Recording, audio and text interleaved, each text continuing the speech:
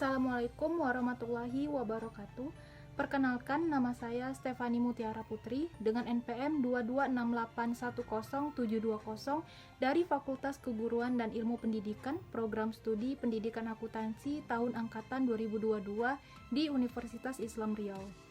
Baik, di video kali ini saya akan menjelaskan mengenai akuntansi keuangan dengan materi penyusutan aset tetap guna untuk memenuhi tugas mata kuliah pengembangan bahan ajar dan media dosen pengampu Bapak Dr. Andri Eko Prabowo, SPD MPD. Selanjutnya, adapun materi yang akan dibahas itu ada 6 materi, di mana sebelum memasuki materi pembahasan, di sini saya akan membagi video ini menjadi 2 bagian, di mana video selanjutnya itu akan berfokus kepada contoh dari metode penyusutan aset tetap. Materi yang akan dibahas itu ada 6 materi, di mana materi pertama yaitu pengertian dari aset tetap, yang kedua faktor apa saja yang mempengaruhi penyusutan aset tetap, yang ketiga metode dari penyusutan aset tetap, yang keempat faktor penyebab penghentian aset tetap, yang kelima penghentian aset tetap disingkirkan, dan yang terakhir itu ada penghentian aset tetap dijual dan penghentian aset tetap ditukar. Materi pertama yaitu pengertian dari aset tetap. Pengertian dari aset tetap adalah aset tetap merupakan harta yang dimiliki oleh sebuah perusahaan yang memiliki umur ekonomis lebih dari 1 tahun dan digunakan untuk operasional perusahaan dan bukan untuk dijual. Nilai aset tetap dari waktu ke waktu akan mengalami yang namanya penyusutan. Contoh aset tetap yang mengalami penyusutan itu seperti kendaraan, mesin, dan juga bangunan. Sebab semakin lama digunakan, maka semakin besar pula kerusakan yang akan dialami oleh aset tetap tersebut. Jadi, penyusutan aset tetap atau biasa disebut dengan depresiasi merupakan pengalokasian sebagai beban selama periode akuntansi selama masa manfaat aset tetap tersebut. Besarnya nilai penyusutan diperoleh dari selisih antara harga perolehan dengan nilai sisa, dilihat dari nilai pada akhir masa manfaatnya. Materi yang kedua yaitu faktor yang mempengaruhi penyusutan aset tetap. Terdapat beberapa faktor yang perlu kita perhatikan dalam melakukan penyusutan aset tetap. Yang pertama adalah harga perolehan atau HP, yaitu harga yang diperoleh dari sejumlah pembiayaan ataupun uang yang digunakan untuk memperoleh suatu aset tetap sampai aset tersebut siap untuk digunakan, atau harga barang tersebut ditambah dengan biaya-biaya ataupun beban-beban lainnya. Yang kedua, itu ada harga buku aset tetap, yaitu perhitungan dari harga perolehan dikurangi akumulasi penyusutan aset tetap. Yang ketiga, ada nilai residu atau NR, taksiran ataupun perkiraan nilai suatu aset tetap setelah digunakan sesuai dengan umur ekonomisnya. Nilai residu juga disebut dengan nilai sisa. Namun, nilai sisa ataupun nilai residu tidak diterapkan ataupun tidak berlaku jika aset tetap tersebut tidak dijual dalam jangka waktu penarikan. Artinya, yaitu aset tetap itu digunakan sampai aset tersebut rusak ataupun berkarat seiring jalannya waktu.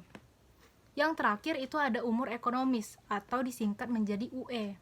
Sebuah aset tetap memiliki 2 jenis umur, yaitu umur fisik dan juga umur fungsional.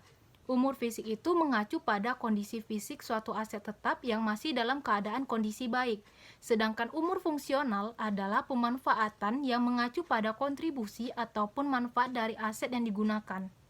Umur ekonomis digunakan untuk memperkirakan usai barang ataupun batas waktu penggunaan barang tersebut. Materi ketiga yaitu metode dari penyusutan aset tetap. Metode penyusutan aset tetap adalah metode yang digunakan untuk menghitung biaya suatu aset selama masa penggunaannya. Yang pertama ada metode garis lurus, yaitu metode garis lurus ini mengasumsikan bahwa aset tetap itu memberikan kontribusi yang merata di sepanjang masa penggunaannya. Rumus dari penyusutan metode garis lurus ini adalah penyusutan yaitu harga perolehan dikurangi nilai residu per umur ekonomis.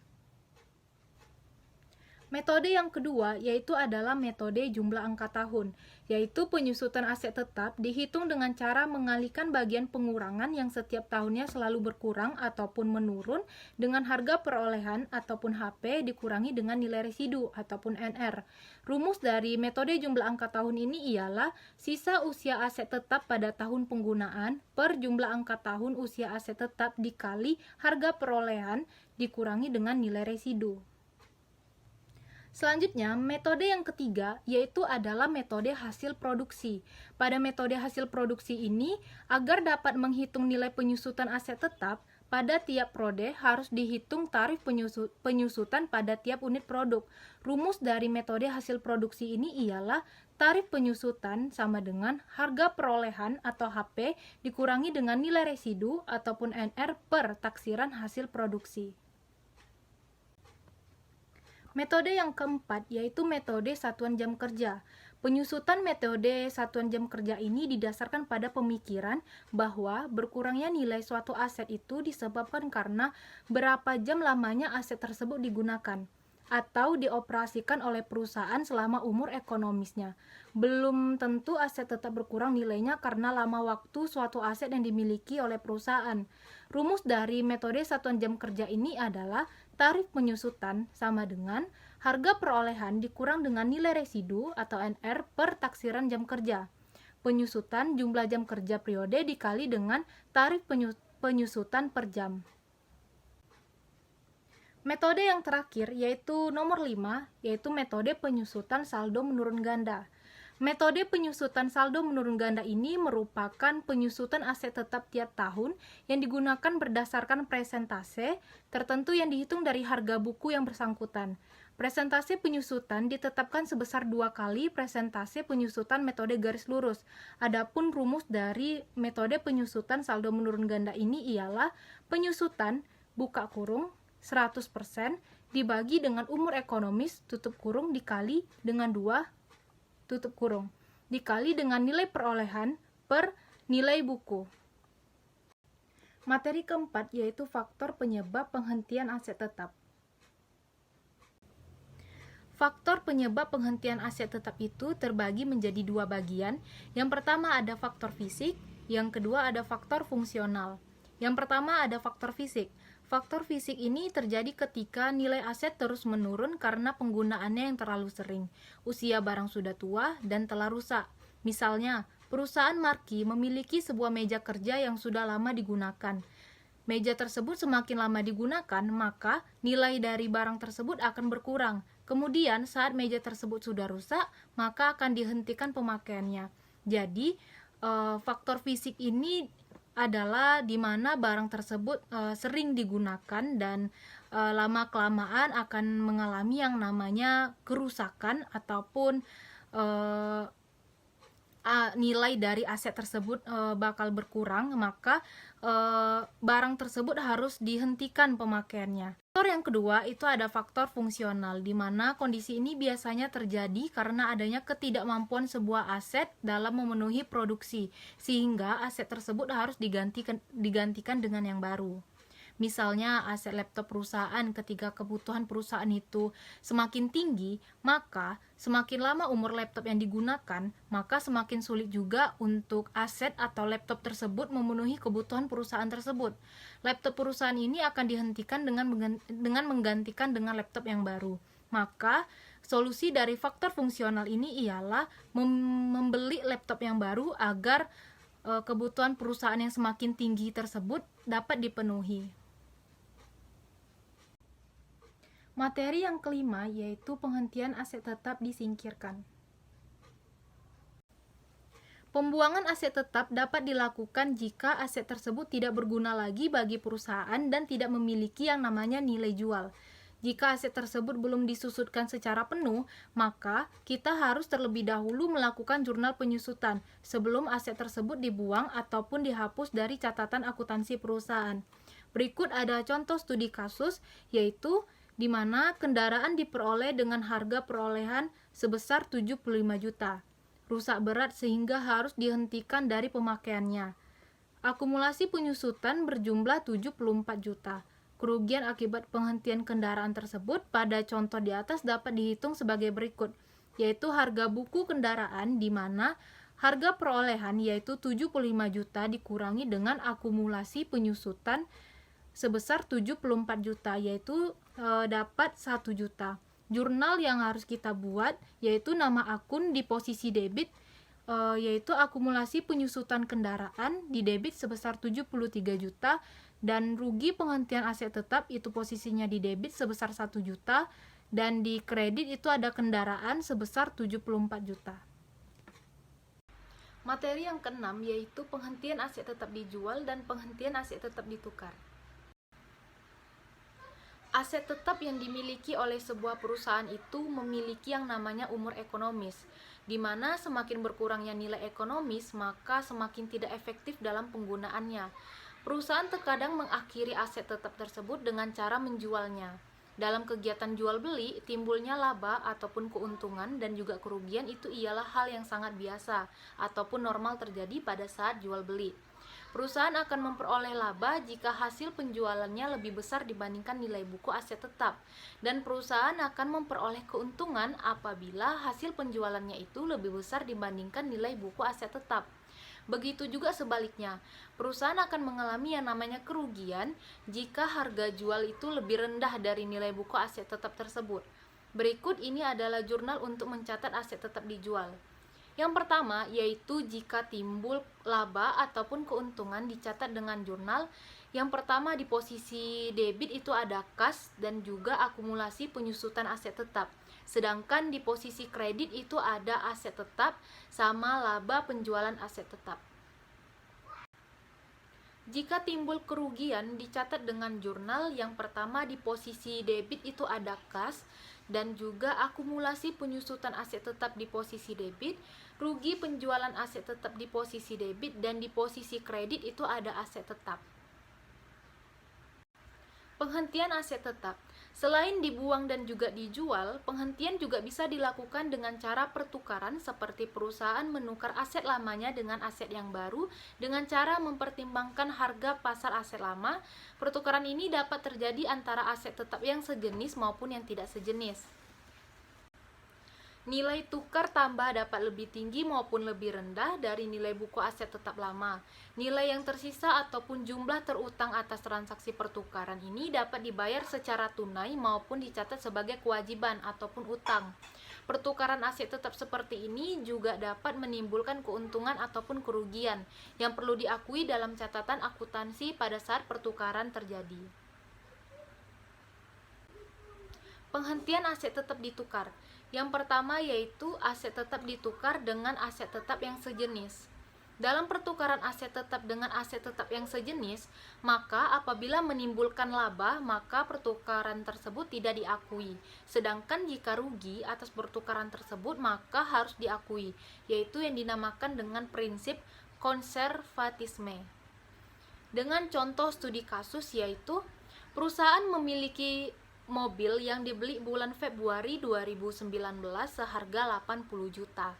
Sampai tanggal 31 Desember 2019 telah disusutkan sebesar 50 juta rupiah. Pada tanggal 10 Januari 2020 ditukar dengan mobil yang baru seharga 120 juta rupiah. Hitunglah rugi ataupun laba atas pertukaran jika dalam pertukaran tersebut menambah uang tunai sebesar 95 juta rupiah.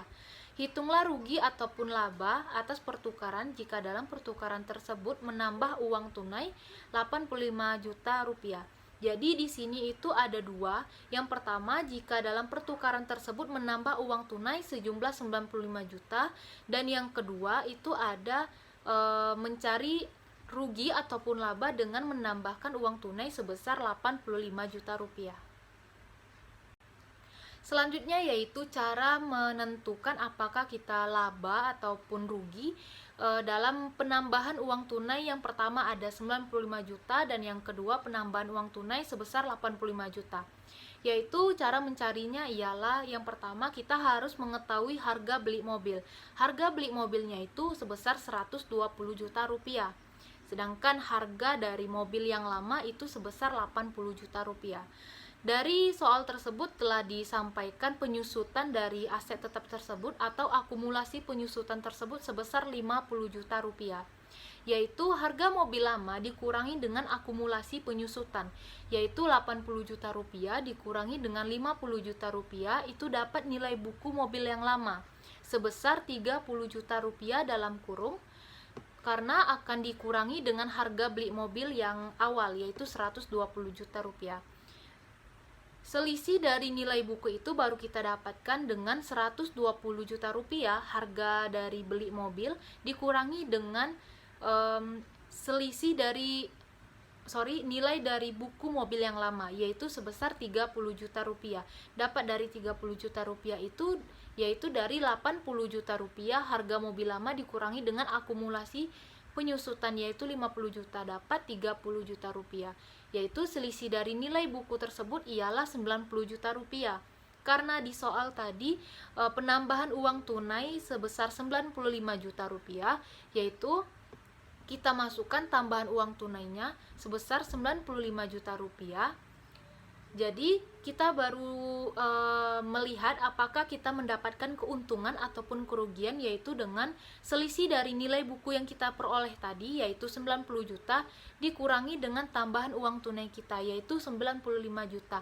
Apabila hasilnya minus, maka kita akan memperoleh kerugian, sedangkan itu plus, itu kita mendapatkan keuntungan. Di sini bisa kita lihat 90 juta yaitu selisih dari nilai buku dikurangi dengan tambahan uang tunai sebesar 95 juta, yaitu selisihnya itu min 5 juta, berarti kita rugi, memperoleh kerugian pada penambahan uang tunai 95 juta rupiah.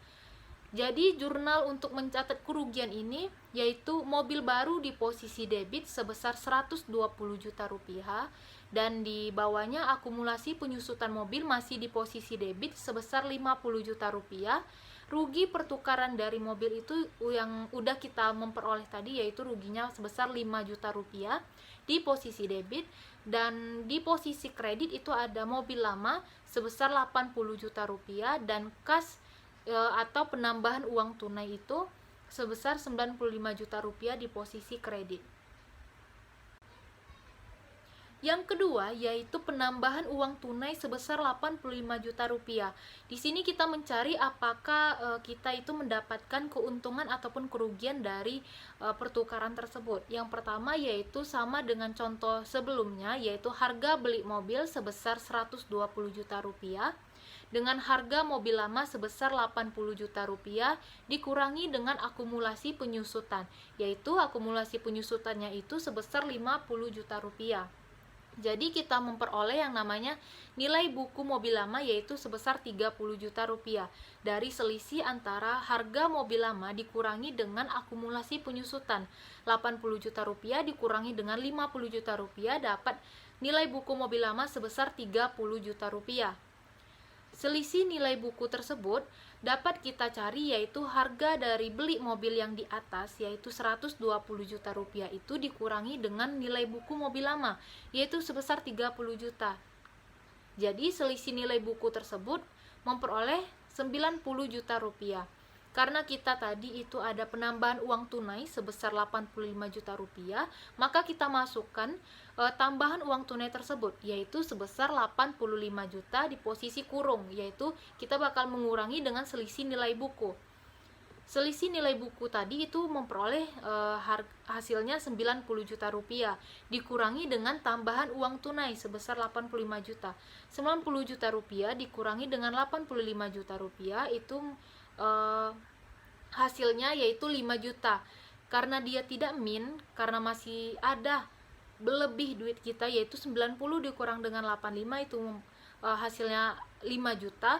Kita memperoleh yang namanya laba atau keuntungan. Keuntungan kita di situ 5 juta rupiah. Jurnal untuk mencatat keuntungan tersebut ialah mobil baru di posisi debit sebesar 115 juta rupiah, akumulasi penyusutan mobil sebesar 50 juta rupiah di posisi debit, mobil di posisi kredit sebesar 80 juta rupiah, dan kas atau penambahan uang tunai kita tadi itu sebesar 85 juta rupiah di posisi kredit.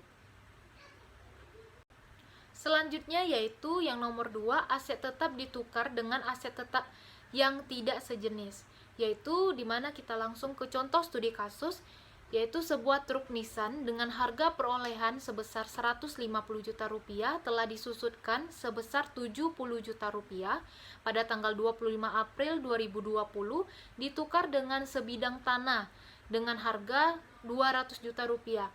Jadi yang tadi itu ialah aset tetap ditukar sesama jenis, sedangkan yang ini aset tetap itu ditukar dengan yang tidak sejenis. Di sini bisa kita lihat dari contoh studi kasus.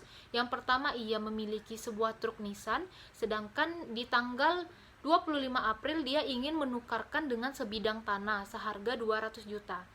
Jadi yang A, hitunglah laba ataupun rugi atas pertukaran jika dalam pertukaran tersebut menambah uang tunai sebesar 140 juta rupiah.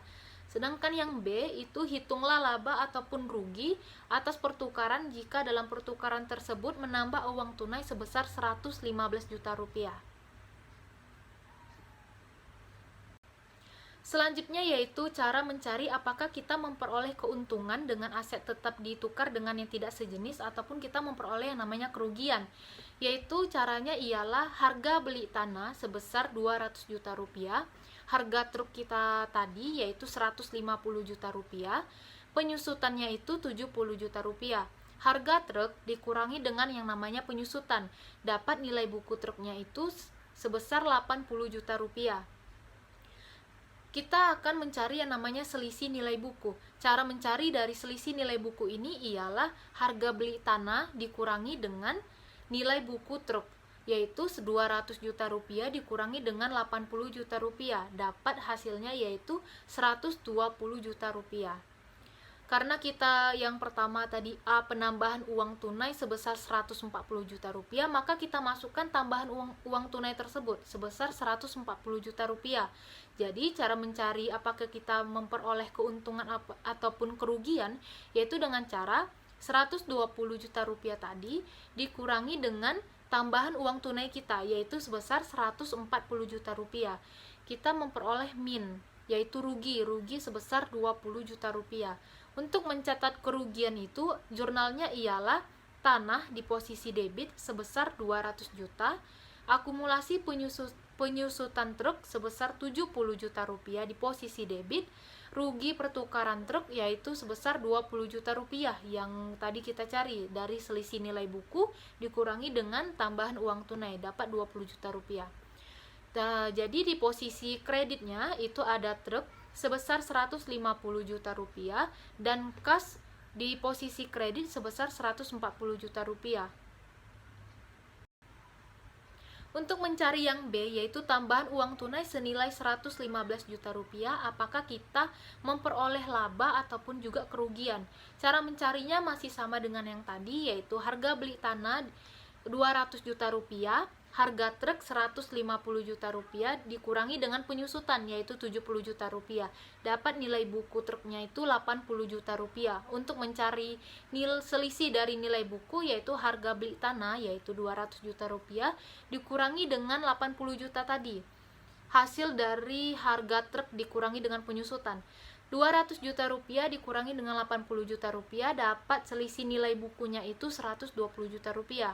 Karena yang di B tadi tambahan uang tunai kita sebesar 115 juta, jadi selisih nilai buku 120 itu dikurangi dengan tambahan uang tunai kita yaitu 115 juta rupiah, yaitu hasilnya 5 juta rupiah. Jadi kita memperoleh yang namanya keuntungan ataupun laba sebesar 5 juta rupiah.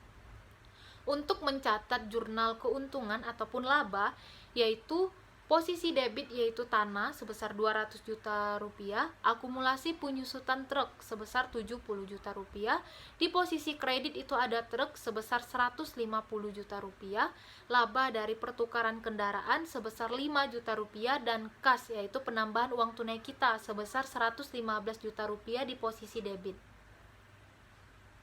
Sekian dari penjelasan ataupun pemaparan dari materi yang pertama. Materi yang kedua akan berfokus kepada contoh dari metode penyusutan aset tetap. Mohon maaf apabila ada kesalahan kata ataupun tingkah laku saya yang kurang berkenan. Wabillahi taufiq wal hidayah. Wassalamualaikum warahmatullahi wabarakatuh.